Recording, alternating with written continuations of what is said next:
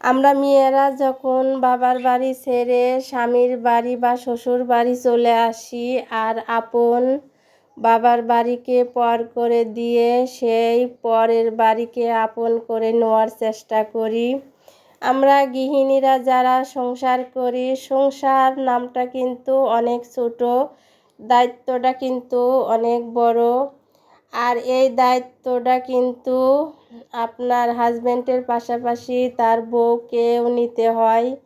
তার কারণ আপনার হাজব্যান্ড যতই ইনকাম করুক না কেন, আপনি যদি শক্ত করে হালটা না ধরেন সংসারের, তাহলে কিন্তু ওই সংসারটা আপনি বেশি দিন টিকতে পারবেন না বা কোনো উন্নত করতে পারবেন না।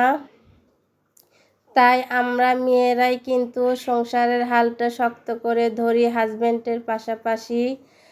আর এই শক্ত করে ধরতে গিয়ে অনেক পরিশ্রম করতে হয়, অনেক ঝড় ঝাপটা সামলাতে হয়। আর আগে বা মাকে বলছি যে এত টেনশন কিসের, আমার মা বলতো একদিন ঠিকই বুঝবা টেনশন কিসের। এখন আমি ঠিকই বুঝতেছি যে এই টেনশন এত কিসের আসে। আর এই সংসার করতে গিয়ে কত না ঝড় ঝাপটা সামলাতে হয়, ছেলে মেয়ে সেগুলোর দায়িত্ব মাকেই বেশি নিতে হয়। তাদেরকে কিভাবে মানুষ করব, তাদের জন্য কি করব, কি আয় উন্নত করব সেটাও ভাবতে হয়। সেই ভাবতে ভাবতে মানুষ কিন্তু তিনটা কারণে তাড়াতাড়ি বুড়ো হয়ে যায় অল্প বয়সেই। একটা কারণ হলো এই যে সংসার করতে গিয়ে অনেক টেনশন করতে হয়। আর একটা কারণে বুড়ো হয় মানুষ, পরিশ্রম বেশি করলে কিন্তু মানুষ তাড়াতাড়ি বুড়ো হয়ে যায়। যাই হোক, আসসালামু আলাইকুম। অনেক দিন পরে ভিডিও দিলাম। সংসারের একটু টুকিটাকি ঝামেলা নিয়ে অনেক ব্যস্ত আছি, টেনশনে আছি। আর আমার হাজবেন্ড কি বলবো, নদীতে বড়শি ফেলে নখ করে থাকে, বড় মাছ ধরছে, এখন বউ তুমি নিয়ে টানো মাছরে বড়শি থেকে ছাড়াও। তো এরম এক ঘটনা আমার। যাই হোক, পরে বলবো। ভিডিওটা পুরো দেখবেন, অবশ্যই ভালো লাগবে। ভালো লাগলে অবশ্যই লাইক কমেন্ট সাবস্ক্রাইব করতে ভুলবেন না। আর এই যে রাতের বেলা আমি এই যে মূলার শাক ভাজি করে নিলাম। বিকেলবেলা পাস্তা, মানে কথা বলতে বলতে তো বলতে ভুলে গেছি, পাস্তাটা বিকেলবেলা নাস্তা করে নিয়েছি, বানিয়ে নিয়েছিলাম। আর রাতের খাবার মূলার শাক ভাজি আর একটু ওই যে মাংসর তরকারি ছিল, এগুলো দিয়ে রাতে খাওয়া হয়েছে। আর এই যে সকালবেলা রান্না করব শুটকি মাছ, নটকে শুটকি। আর এই নটকে শুটকি কে কে পছন্দ করেন অবশ্যই কমেন্টে জানাবেন। আমার তো সব ধরনের শুটকি পছন্দ। আর এই যে মূলার সাথে যে ছোট ছোট মূলা ছিল, শাক তো আমি রাতেই রান্না করছি। আর এই যে মূলাগুলো সুন্দর করে পরিষ্কার করে কেটে নিয়েছি, কয়েকটা কাঁঠালের বিচি দিয়েছি, 2টা আলু দিয়েছি, অনেকগুলো পেঁয়াজ দিয়েছি। এখন এই যে নটকে শুটকি দিয়ে এগুলো আমি রান্না করব। এটা কিন্তু সকালবেলা। ভাতটাও চুলাপুর দিয়ে দিছি, ভাতটাও অলরেডি হয়ে গেছে। যাই হোক, আমার কলিজার ভাই বোনেরা, অনেক দিন পরে ভিডিও দিলাম। আমি কিন্তু প্রায় 1 সপ্তাহ বেশি হয় ভিডিও আপলোড দেই না। 1 সপ্তাহ না 15 দিন হয়ে গেল আমি ভিডিও আপলোড দেই না। অনেক দৌড়ের উপর আছি সংসারের কিছু ব্যস্ততার জন্য। কারো ভিডিও দেখতেও পারি নেই বা ভিডিও আপলোড দিতেও পারি নেই। এই যে ব্যালকনির কয়েকটা গাছ আছে, গাছগুলো যাই হোক মাশাআল্লাহ অনেক সুন্দর হয়েছে। এই যে এই গাছটা কিন্তু আমি 2টা ডাল নেশে আর কি লাগাইছিলাম। এখান থেকে আমার অনেকগুলো চারা হয়েছে। এই যে ডালগুলো ভেঙে আমি এই যে আরেকটা টবে দিয়েছি, ছাদেও আছে কিছু গাছ। এগুলো গাছ থেকে সহজেই চারা তৈরি করা যায়। এই যে মানি প্ল্যান্ট গাছগুলো, এগুলোও ডাল দিয়েই চারা তৈরি করা যায়। আর এই গাছগুলো ব্যালকনিতে বা ঘরে রাখলে ভালোই লাগে। আর এই যে এখানে ক্যাকটাস গাছ, এগুলো ডাল থেকে চারা তৈরি করা যায়। এই যে অনেক বড় একটা গাছ, এখান থেকে কিন্তু আমি ডাল ভেঙে ওই যে টবে লাগাইছি, মাশাআল্লাহ ওখান থেকেই চারা হয়ে যাবে। আর এই যে এখানে আরেকটা মানি প্ল্যান্ট গাছ, আর এই গাছগুলো প্রচুর ভাইরাল, খুব সহজেই হয়, বেশি রোদ লাগে না, ছায়াতি হয়। আর এখানে কয়টা ঘাস ফুল লাগাইছি, তে ঘাস ফুলগুলো মানে ফুল ফোটা এখন বন্ধ দিয়ে দিছে। আর সকালবেলা কিন্তু আমি গাছের গোড়ায় পানি দিয়ে দিছি।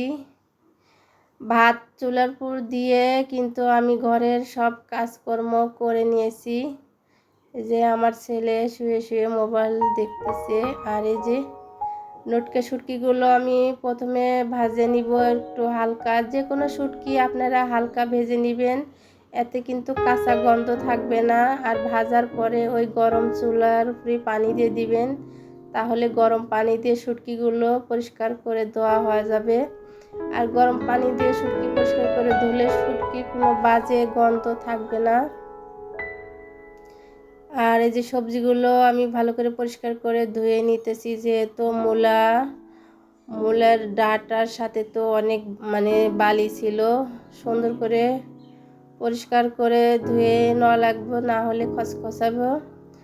যাই হোক, তরকারিগুলো আমি সুন্দর করে পরিষ্কার করে ধুয়ে নিলাম। এখন ওই যে কড়াইয়ে তেল দিয়ে দিলাম, একটু জিরা দিয়ে দিলাম, আর এই যে আদা রসুন বাটা ব্লেন্ডার করা আছে সেগুলো দিয়ে দিলাম। যেহেতু শুটকি মাছ, আদা রসুন জিরা বাটা তো দিতেই হবে। মরিচের গুঁড়া দিয়ে দিলাম। শুটকি মাছ একটু ঝাল ঝাল করে রান্না করলে কিন্তু মজা হয়। এই যে হলুদ লবণ দিয়ে দিলাম, একটু পানি দিয়ে মশলাগুলো ভালো করে কষে নিব।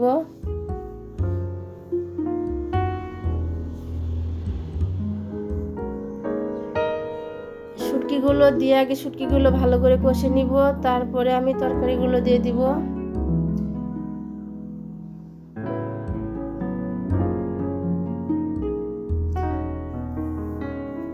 আর এই কইটা কাটিগুলো পরিষ্কার করতে হবে, অনেক ময়লা হয়ে গেছে।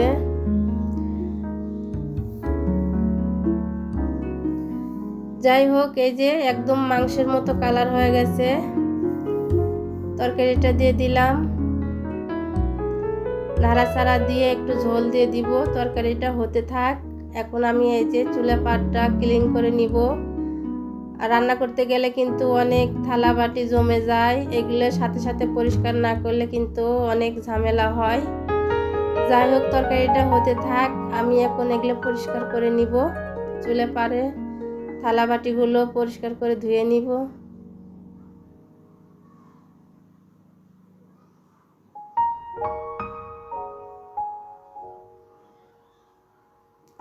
কত থালা বাটি জমে গেছে। যাই হোক, এই যে আমি ধুয়ে কিন্তু পরিষ্কার করে নিয়ে আবার এই যে মুছে নিলাম ন্যাকড়া দিয়ে। আমার তরকারিটাও হতে থাকে, দেখি আমার এই কাজগুলোও করা হয়ে যাবে। চুলা পাটটা ক্লিন করে আবার এই যে এলাম সোফার কাছে। সোফাগুলো অনেক দিন হয়ে যায়, ঝাড়া মোছা হয় না। আর একটা জিনিস কিন্তু কেনার আগে ভাবি যে জিনিসটা অনেক কিনতে পারলে অনেক যত্ন করে রাখবো, কিন্তু কেনার পরে আর যত্ন করা হয় না, তাকে আর দামই দেওয়া হয় না। কেনার আগে যে কোনো জিনিসের মূল্য অনেক বেশি থাকে, কিন্তু কেনার পরে আর তাকে আর গুরুত্ব দেওয়া হয় না। যেমন এই সোফা, আগে সোফা ছিল না, অনেক ভাবতাম যে সোফা থাকলে সোফাটা অনেক যত্ন করে রাখবো, কিন্তু সোফা কেনার পরে আর সোফা কোনো যত্ন করা হয় না, একদম ধুলা বালি দিয়ে ভরে গেছে।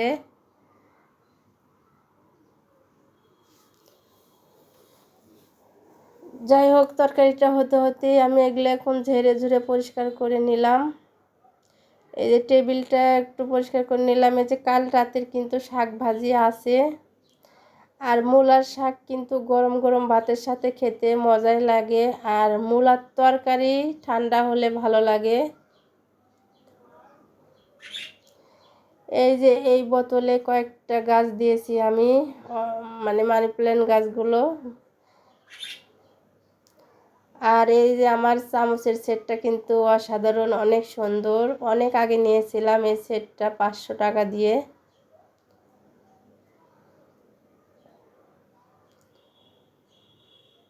ব্লেন্ডারটা পরিষ্কার করে ধুয়ে দেই, এত ধুলাবালি কই থেকে আসে আমি নিজেও জানি না। জিনিসপাতি কিনতে মন চায়, কিন্তু এই যে পরিষ্কার করতে আমার অনেক খারাপ লাগে, বিরক্ত লাগে, এত ময়লা হয় তা বলার ভাষা নাই।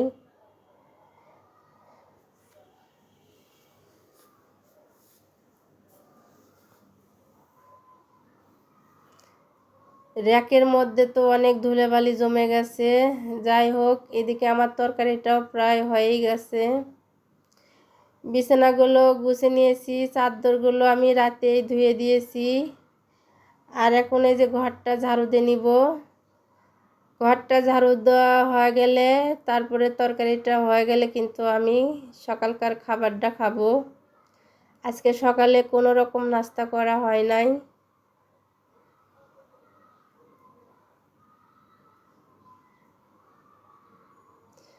আর একটা গৃহিণীর যে কত কাজ, সে গৃহিণী ভালো বুঝে, এছাড়া কেউ বুঝবে না। হাজব্যান্ড তো বুঝবেই না যে একটা মেয়ে মানুষের সংসারে কত কাজ করতে হয়। তারা তো সব সময় বলবে যে বাসায় কোনো কাজ নেই। আর তরকারিতে মনে হয় একটু আমার লবণ বেশি হতে পারে, হালকা একটু লবণ বেশি হতে পারে। তে যে ব্যালকনিতে আমার একটা আর কি তেলাকুচের গাছ ছিল, এই তেলাকুচের শাক কিন্তু আপনার শরীরের জন্য অনেক উপকার। তাই এই যে কয়েকটা পাতা তুলে আমি এই তরকারির মধ্যে দিব, এতে কিন্তু লবণটা আর বেশি হবে না। মানে একটু লবণ বেশি, ওইটা কিন্তু এই শাকটা খেয়ে ফেলবে। যাই হোক, এই যে আমি হাত মুখ পরিষ্কার করে ধুয়ে ভাত খেতে বসলাম। আর তরকারিটা বিশেষ করে মাশাআল্লাহ অনেক মজা হয়েছিল। ভিডিওটা এখানেই শেষ করে দিব। সবাই ভালো থাকবেন, সুস্থ থাকবেন, আমার জন্য দোয়া করবেন, আমি আপনাদের জন্য দোয়া করব। সবাই সবাইকে সাপোর্ট করব, সবার পাশে থাকব। আল্লাহ হাফেজ।